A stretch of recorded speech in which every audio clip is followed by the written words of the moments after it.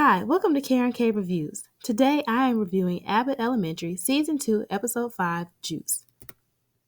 This episode's opening scene features Jacob and Ava. In order to avoid dealing with Jacob and his stolen bike, Ava basically guilts him into not bothering her about the bike by asking him to describe the person who he might have seen near it. Jacob, not wanting to sound like a racist white guy, drops the whole thing. In the next scene, Janine is pitching a new juice to the cafeteria staff. Devin, part of the cafeteria crew, basically sums up a huge part of her character. She wouldn't know a hint if it closed the door in her face twice. Me, personally, I'm more of the leave it to the professionals on those types of meetings at work. Our two conflicts this episode are Janine and the Juice Crusade, of which Barbara says, if it ain't broke, don't fix it. And finally, what I've been looking forward to, Melissa and her new assistant, Ashley. In their first classroom scene together, Melissa is teaching a lesson, but Ashley is showing other kids something with quarters, and Melissa basically is attempting to redirect in the same way that she would redirect students. I definitely understand the conflict because anytime two adults are working together in a classroom, there have to be expectations and boundaries set. Sometimes you work easily together because you have a similar background and a similar understanding of boundaries.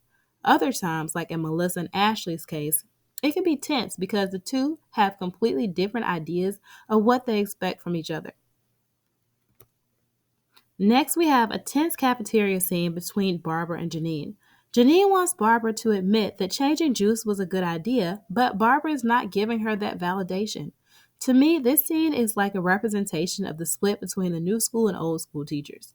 To a lot of newer teachers, more experienced teachers can come off as simply cynical, but the more experienced teachers know by experience how even the smallest change can possibly have a big effect on kids.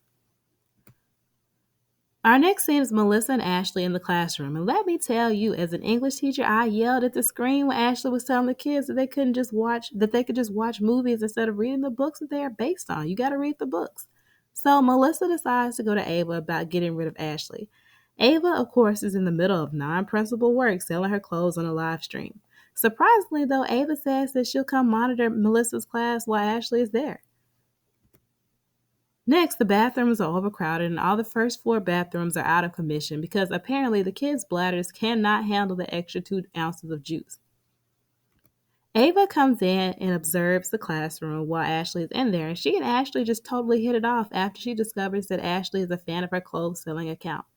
I personally think the Ashley song for the human body with Meg the Skeleton was clever, but I think they needed to rethink the way that they were teaching lessons at the same time. Since the kindergarten bathroom is the only one that is still working on the first floor in Barbara's room, a line starts forming in her classroom, and every time someone comes in, it's an interruption, and Barbara goes off and bans them from her room. Next, Janine and Greg decide they're going to take their students to the bathroom in Barbara's room while she's on her off period. They're going to go ahead and sneak and do it. When I tell you that this is the worst mistake, classrooms are like someone's home and you can't just walk in there and start doing whatever you feel like doing. Janine once again has a problem with taking a hint. I honestly would have been mad too if I was Barbara. Plus, it ends up with her bathroom being broken and taking out all the second floor bathrooms with it. Melissa begins venting to Jacob about Ashley, and he gives some helpful advice. Maybe Melissa should get to know Ashley. I feel like this is valuable in any field, not just education.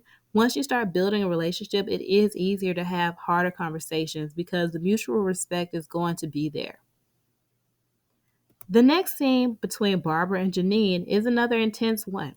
At this point in my career as a teacher, in my 8th year, I feel like I'm in the middle ground between being a long term veteran and yet still being able to empathize with the newer teachers. I get where Barbara is coming from. As a teacher, she has limited time. She doesn't always have the time to hold the newer teachers' hands to guide them, and everything does not have to be fixed. However, I understand Janine's point that sometimes change can be good. I was mentored when I first started teaching, but like Barbara, I had to figure out a lot of things on my own. So now, as a teacher who is starting to mentor newer teachers, I try to use what I remember experiencing as a new teacher to help them. However, in teaching, there are so many variables of things that could go wrong and things that could happen. They will inevitably come upon situations that I could not have thought of or prepared them for. Later, Melissa takes Jacob's advice and starts praising the things that Ashley does well and establishing mutual respect. Back on the third floor, Barbara gives Janine and Greg a lesson on fixing something that is broken when she uses Melissa's baseball bat to break the rest of the bathrooms so the city will come out and fix them sooner. Barbara and Janine have reached an understanding. Janine understands why it is important to listen to the veteran teachers and understand that they often have a deeper intuition about how to handle situations. Barbara understands the need to explain her reasoning to the newer teachers. So, as we wrap this episode up, here are a few of my stray observations. We can add juice to the list of things that Greg does not like. I feel like the situation last year with the superintendent and Ava almost getting fired basically made Ava be slightly more helpful this school year. The kid that kept announcing, "Uh-oh, I think the bathroom is broken," definitely needs a raise. I wouldn't mind seeing how Jacob interacts with some of the second floor teachers, and I would like to see some of them as recurring characters possibly. Mr. Johnson was working hard and stressed during this episode. It was hilarious when he said, "I'm a kid at heart," and proceeded to use the kindergarten restroom. Jacob's awkward facial expressions when conflict occurs are getting better and better each time. Overall, I give this episode an A. I really enjoyed the realistic portrayal of the conflict that can occur when adults have to collaborate in a classroom and the conflict that can occur between newer teachers and more experienced teachers. What are your opinions on this episode? Comment down below. If you like this video, please subscribe, like, and share.